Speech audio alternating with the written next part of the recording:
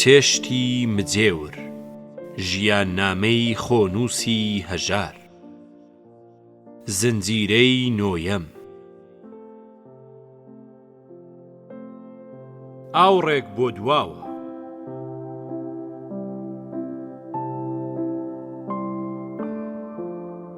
گوتم لە سەرەتای حوجرە و دەرسی گوڵستانەوە دەگەڵ زەبیحی بوومە ئاشنا. جا چون کە بابی ئەو دەگەڵ بابم هەردووک مریدی شێخی بورهان بوون، نێوانمان خۆش بوو. ئێمەش پێکەوە هۆگرمان گرت بوو. هەرچە نەویان بردبووە مەدرسەی دەوڵەتی و من فەقێلەی مزگەوت بووم، بەڵام لە کاتی بەرهەڵداییدا پێکەوە دەگەڕاین. هەروە تۆزێک لە خوێندنەوە ڕاهاتین، ملمان لە کۆنەکتێبان ناو، نوشتە و جادووی کۆنەکتێبان زۆری سەرنج ڕاکێشای. چۆن مز بکەینە زێر، چۆن سکە لێدەین، چۆن وا بکەین خەون بە خەزێنەوە ببینی. لە بەزمی سکەلێداندا دووشتی سەیرم دێتە بیر. قاڵبێکی سکەلێدانمان لە کتێبێکەوە شکڵ کێشا و چوینە لای پیرەمێردێکی تەنەکە ساز کە بۆمان دروستکە. کابرا پرسی بۆچی تانە؟ گوتمان بۆ خۆمان گاڵتەی پێدەکەین. گوتی ڕۆڵە گیان دەزانم بۆچی تانە، وەرن مامی خۆتان بکەنە شەریک، 50 ساڵە حەولی لە دوو دەدەم، بۆتان دروست دەکەم و خزمەتیشتان دەکەم. هەر وردە وردە گەرمتردا دەهات، کەوت پووە پەلەو لرفە و ئارەقی دەردا بوو. مامتان بە قوربانتان بمکەنە شەریک. هەر هێندەمان بۆ کرا ڕاکەین و واز لە کارەکە بێنی. جارێکی تر لە کتێبە پەڕپوتێکدا ناوی دەریچە و بۆ تەوگڵە بۆ تەمان بەرچاو هات کە بۆ سکەلێدان دەشێ و زێڕنگەر هەیانە. پیرە جوولەکەیەکی زێڕنگەری بۆری چڵکنمان لە گۆشەی دوکانێکی تاریکی تەریکدا پەیدا کرد. هەر گوتمانگڵە بۆ تا دەستی کرد بە پاڕانەوە. گوتی ئێوە مەشاقی دەکەن، من خزمەتکارم، چیتان دەوێ بۆتان دەکەم، بمکەنە شەریک. های بە کلکی خێوی، خۆ هێشتا نەڕێساوە و نەپێچراوە شەقەی دێ. زۆر زوو لە چنگی ئەوی شەڵاتین و تازە نەمانوێرە باسی بکەینەوە. بۆ خۆمان بە دزیەوە هەرچۆنێک بوو، قاڵبێکی وەک بەرگەشەمچەمان لێکدا و پڕمان کرد لە قوڕی خۆڵەمێش و دووقڕانیەکی زیومان تێدا جێ کردەوە. قەڵایمان لەسەر مەقەڵی پۆلوو بەفوو کە هەموو شەویلکمان گۆڕا بوو تواندەوە و بەسەرماندا کرد. خوا بەسەرتی نەهێنێ، قەڵایی بە دووقڕانیەوە نووسا و ئێستاش بەری نەدا و لە باتی قازاند زەرەرمان کرد. بە گەورەیی بیرم لەوە دەکردەوە، باشا وا ئێمە منداڵ و کاڵ بووین. ئاخر ئەو دوو پیرەمێردە بۆ دەبێ هێندەکردبن کە لە بەردوو منداڵەکە پاڕێنەوە ئەو شتەی خۆیان نایزانن فێری ئەوانی کەن. دوعایەکم دەست کەوت، نووسرا بوو شەوێک جەغزێک لەسەر خۆڵ بکێشە. چل جار سوورەتی یا ئەیوهەل مزەممیل لەبەر و زۆر بەڕەوانی بخوێنە. لە مابەینی هەر جارێ خوێندنی سوورەتدا ئەم دوعایە لەبەر بخوێنە. جندۆکە دەیانەوێ بترسێنن، کێوێک بەموویەک هەڵواسرا و لەسەر سەرت ڕادەگرن. خۆیان دەکەنە شێر، هێرشت بۆ دێنن، نەکەی بترسی هەر یەک حرفت لێ غەڵەت بێ واوەی لایە، دەمری و گوناحی خۆت لەسەر خۆت.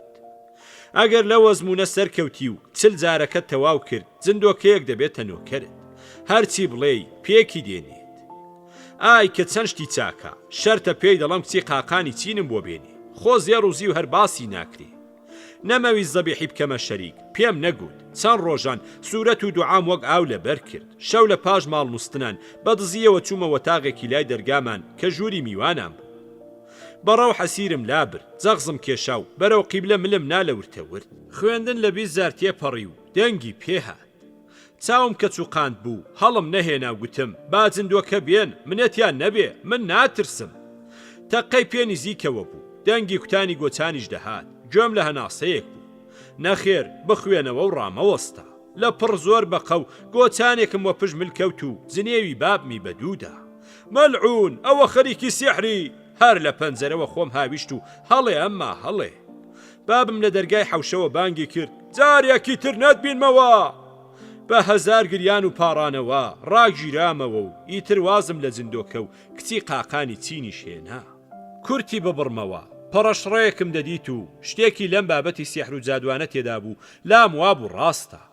بەڵام خاوەنەکانیان ئەوەندە بە سەگێتی نووسی بوویان کە مەپرسە. مێشکی مێشولە و هێلکەی مێرولە تێکەڵکە و چاوتی پێبڕێژە جندۆکە دەبینی. کیسەڵ دەخوێنی پەپوسێمانەدا بکڵێنە ئێسکێک سەراو دەکەوێ، ودمی هەیە و بەختەوەر دەبی. لە خانەقا حاجی عەبدوڵڵای کوڕی گەورەی شێخی بورهان بە پیری وەک منی منداڵی بیر دەکردەوە. بڕیاری دابوو ئەگەر لە سای نوشتەوە خەزێنە پەیداکە بەشم بدە. ڕۆژ نەبوو بۆ پەیداکردنی شتی لە عەقڵ بە دوور نەم خاتە بێگارەوە.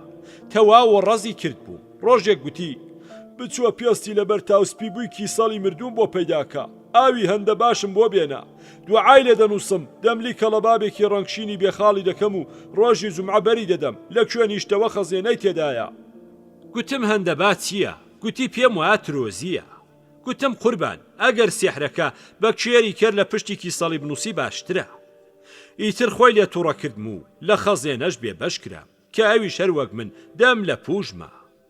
دەگەڵ زەبیحی دوو بە دوو زمانێکمان دروست کرد بوو کە تێک دەگەیشتین و کەس تێمان نەدەگەیشت. ڕۆژێک کە بەو زمانە قسەمان دەکرد کابراەک گوێی لێ بوو. ڕووی کردە کابراایەکی دی گوتی ئاخر بۆچی آخر زەمان نییە؟ ئەو سەگ بابانە بە زمانی جوولەکان قسە دەکەن، دابڵێ لە کوێ فێر بوون. مەئموریەت لە ژێکافدا. مانگی جۆزەردان بوو. دروێنەی جۆ لە دەوری بۆکان دەستی پێکرد بوو.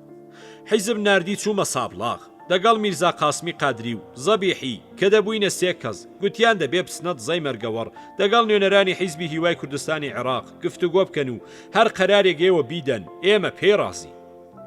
بە سواری ترۆمبیل بەرەو ورمێک کەوتینە ڕێ کە لەوێوە فایتون هەیە و دەمان باتە مەرگەوەڕ. گەیشتینە گوندی باڵانیش، شەڕ و هەرایەک بوو، سەگ ساحیبی خۆی نەدەناسی. زێڕۆ ئاغای هەرکی و دەوڵەت شەڕیان بوو، پۆستی ئەمنیە سوتا بوو، هەشت کەلاک درێژ کرابوون، هەروە کورد بوون لە ورمێوە هەڵات بوون و دەهاتن. بە پەلە ترۆمبیلمان بەجێ هێشت و بەرەو چیا ڕەوین. چووینە گوندی کوکێ کە ماڵی زێڕۆی لێ بوو، ویستمان میوانی بین. کابراایەکی گەرمیانی کە کۆناشنای زەبیحی بوو لە دەرگاک ژێڕاینەوە، گوتی زێڕۆ دژمنی شێخ عەبدوڵڵای دزەیە، لەوانەیە ڕوودتان بکە چونکە دەستنە ماڵی ئەو. لەوێش بێدەن خۆمان ڕزگار کرد و چووینە گوندی قاسملو، لە دۆڵی قاسملو لە بن چیای دمدم کە ئێستا شوێنەواری خانی لە بزێڕینی لێ دیارە. شەو لە ماڵی مستەفاغا ناو میوان بووین.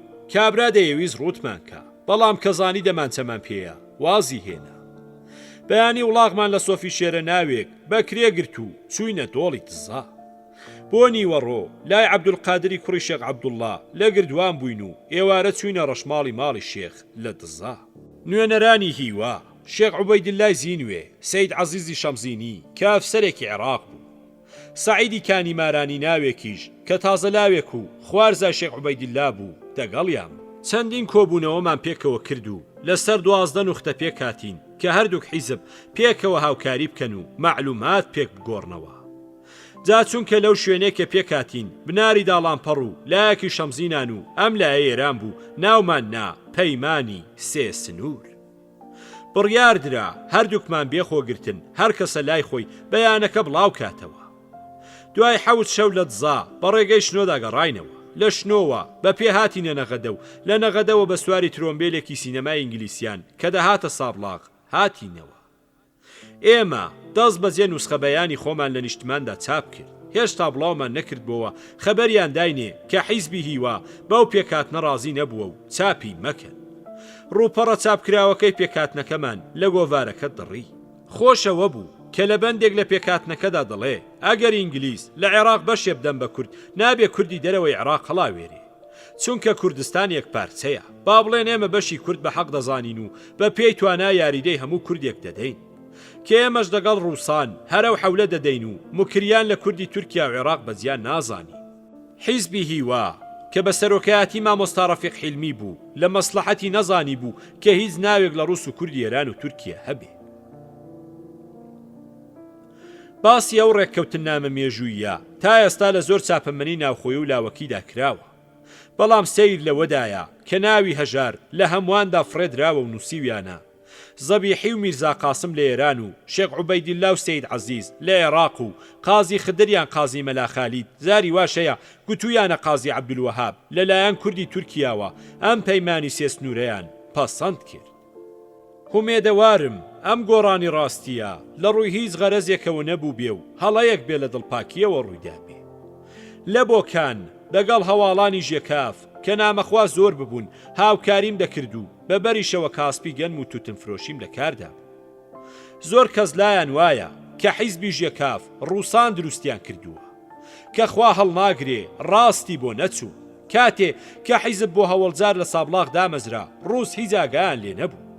دەمانەویست کە بەڕەسمی بمان ناسن و یارمەتیمان بکەن، بەڵام هەرچی کۆششمان کرد جوابیان نەداینەوە.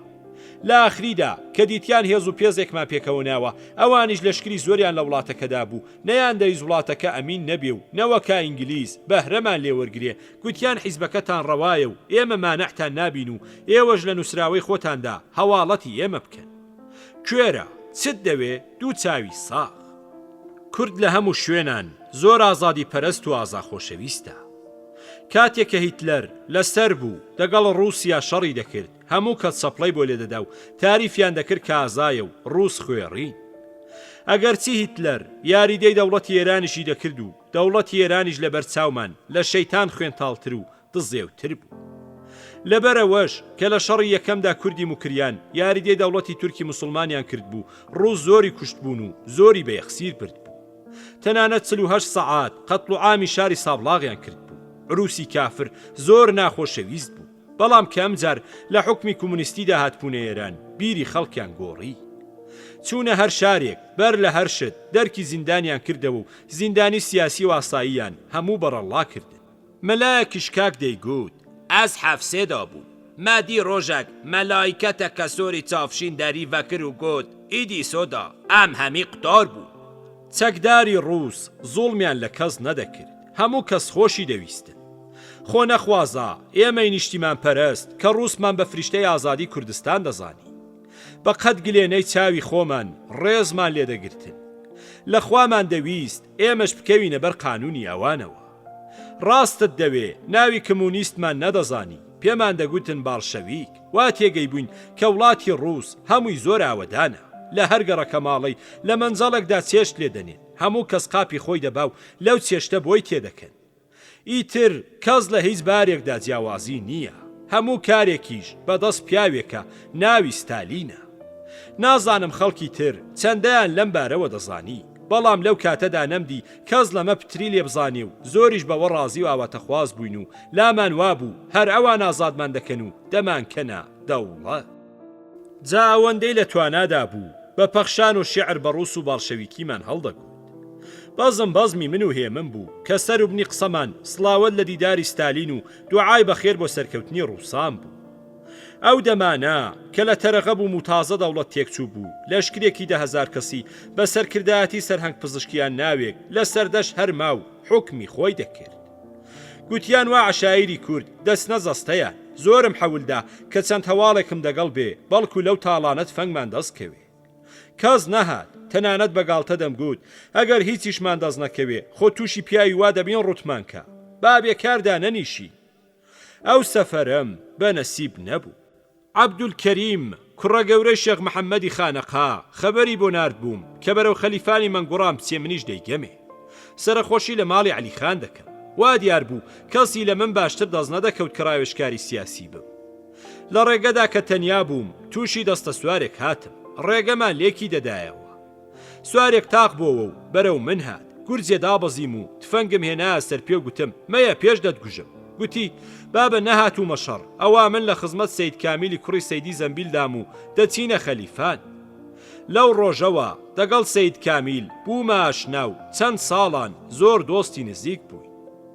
عەبدولکەریم و سەید کامیل هەردووک ڕاست پێرا بوون کە مەنگوڕان ساسکن بستنە یاریدەی حەمەڕەشیدخان لە سەقز. عەلیخان و مەنگوڕ نەهاتن، دەگەڕانەوەدا عەبدولکەریم سەری لە قالوێدا و سەید کامیلی شەرهاتە ئەوێ. من دەستم لە عەبدولکەریم بەردا و دەگەڵ سەید کامیل چوومە سەقز کە بابە شێخی مامی سەید کامیل هەمەکارەی حەمەڕەشیدخان و لە سەقز بوو.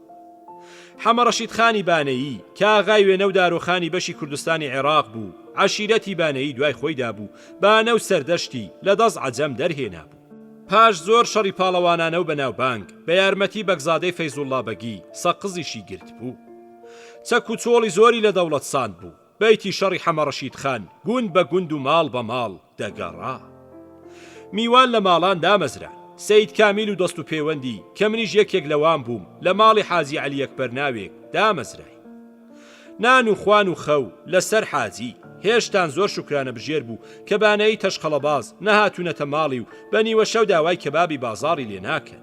کاری ڕۆژانەی سەید کامیل هەرەوە بوو لادێیی هاواریان بۆ دێنا کەریان لێ ساندوون، ڕووتیان کردوون، تکای بۆ دەنووسی.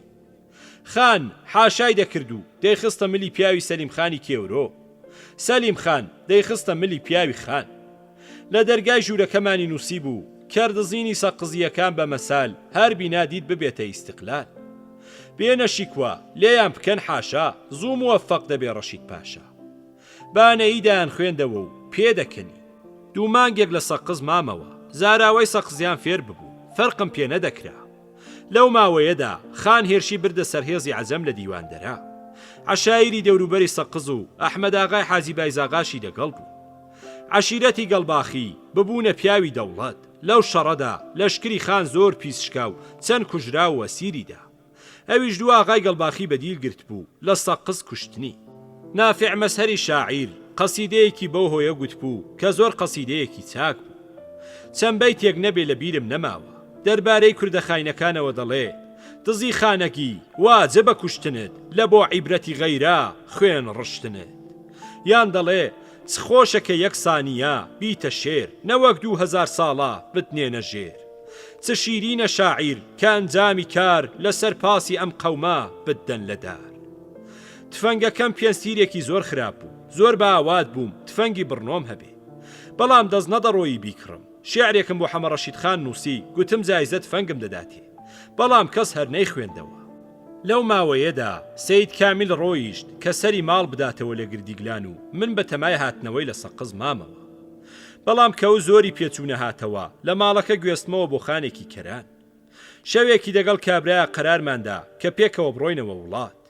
ئێوارە سێبەر شۆڕ ببوون، لە شار دەرچووی، کابراسیە خزمی خۆی دەگەڵ بوو. زوو تێگەیشتم کە تووشی بەڵایەک دەبم و ئەوانە کاریان دزی و خەڵک ڕوودکردنە. زۆر بە خۆپارێزی لە دواوە دەڕۆیشتم و تفەنگم لەسەر پێ و ئامادەی ڕووداو بوو. نوێژی شەوانێکی درەنگ لە دەوری گوندی قارەوای سەقز، هێندێک ڕەشەوڵاغ و کەری بەزلەوە دەلەوەڕان. هاوڕێکەم دەگەڵ خزمەکانی دەرگای کۆنە قاوەخانەیەکیان لەسەر کەرەکان دابەست و گوێلک و پانیرەکانیان پێش خۆدا و دزیان. زۆر دوور نەکەوت بووین، خەڵکی دێکەوتنە شوێنمان و چەند فەنگیان هاویشت. من کە دەمەویست لە چنگە و پیاوخراپانە ڕزگار بم، گوتم ئێوە بڕۆن، من لێرە پێش بەو هاوارچیانە دەگرم. ئەوان ڕۆیشتن و منیان بەجێهێشت. هاوارچیەکان دوای چەند گول لە تەقاندن گەڕانەوە. ئەوسا سوار بووم و بێڕێگە ملم لێنا. تووشی جۆگە ئاوێکی زل بوو، ویستم بازدەم، هەیم لە ماینەکەم کرد، بازیدا. بەڵام تەنگەی زیم پساو کەوت مناوەڕاستی قڕ و لیتەی جۆگە. هەر چۆنێک بوو هاتمە دەر و چرایەکم لە دوور بەدی کرد و هاوارم کرد. دیار بوو خەڵکی دێدە ترسان، ئاخری دوو کەس بە تفەنگەوە هاتن. کە زانیان جێی ترس نیم، من و زینی قوڕاوی ماینیان ڕاکێشا و بردمیانە ماڵێ، خۆم ششتەوە. کابرا چای بۆ لێنام و حەسامەوە کە باسی خۆم بۆ گێڕایەوە، بەلایەوە سیر بوو. گوتی: ئەو هاوڕێت کە ناوی حەمەکەریمی مەجیدی بوو، بۆ دوو قڕامپیاوێکی کوشتووە. سەیرە تۆ نەجاتت بووە، ڕەنگە لە ترسی سەید کامیل نەوێرا بێ بتکوژێ و ماین و تفەنگت بەرێ. پتر لە 30 ساڵ بەسەرە و ڕووداوەدا ڕابرد بوو. ڕۆژێک چوومە خزمەت بارزانی. سۆفی عەلی ناوێک زۆر بە گەرمی ئەحواڵی دەپرسیم. بارزانی فەرمووی: لە کەنگێوە هەژار دەناسی. گوتی: قوربان لەو ساوەکە ئەو کەری لە دەوری سەقز دەدزی. چیرۆکەکەم بۆ بارزانی گێڕاوە. فەرمووی: نەمزانی بوو کەریشت دزیوە. کۆمەڵی ژێکاف دەیویست خەڵکی شار بترسێنێ. شەو تەقیان لە حاکمێکی ئێرانی کرد کەوە بەر نەهات، بەڵام لە شار هەڵات. عیسازادە ناوێک کە زەمانی پەهلەوی شەیتانی لە خەڵک دەکرد و زەبیحی و فاروقی بەگرتندا و خەبەری لە من و مەلا حەمەدەمینی حەدادیدا بوو، لە دەست دەوڵەت هەڵات پوونی خۆمان شاردبووە، بە ئەمری حیزب کتێبخانەکەی تاڵان کرا. ترس و لەرزێکی زۆر کەوت بۆ ناو خەڵکی شار و لە دوژمنی نادیاری دەترسان. وردە وردە هەر دوژمن کەم دەبوون و دۆست زۆر. تاوای لێهات کە دەسەڵاتی کۆمەڵا لە شاری سابلاغدا تەواو پەرەی سند بوو. ئەوی خۆشیشی نەدەویست، لێی دەترسا. جارێک خەبەریاندا کە دەوڵەمەندی شاری حیزبی خۆیان لە جیێمە دروست دەکەن و فڵانە شەو لە مزگەوتی سەید نیزام کۆ دەبنەوە. قەرار درا لێیان تێک دەین، بەڵام نەش دەبوو بناسری. حسێنی سەرۆکمان پاش کێشە و هەرای زۆر ئەو وەرکەی خستە سەرشانی خۆی کەوا نەکابیناسن و لێشیان تێکدا. بەجلێکی گۆڕاو دەم هەڵپێچرا و لە مزگەوت چوو بۆ ژوور و دەمانچەی دەرهێنا بوو کە وا لێکراوینە ڕۆح بۆ کوێ دەبن. ئەو هەموو دەوڵەمەندە قەڵەوانە وەک زیندۆکەی بیسمیلا لێکراو هەرەوەندایان بۆ کرابوو کە لە پەنجەرەوە باز دەن و خۆ دەرباز کرد. پتر لە 200 جووتە کەوشی زۆر باش لەوێ بەجێما بوو.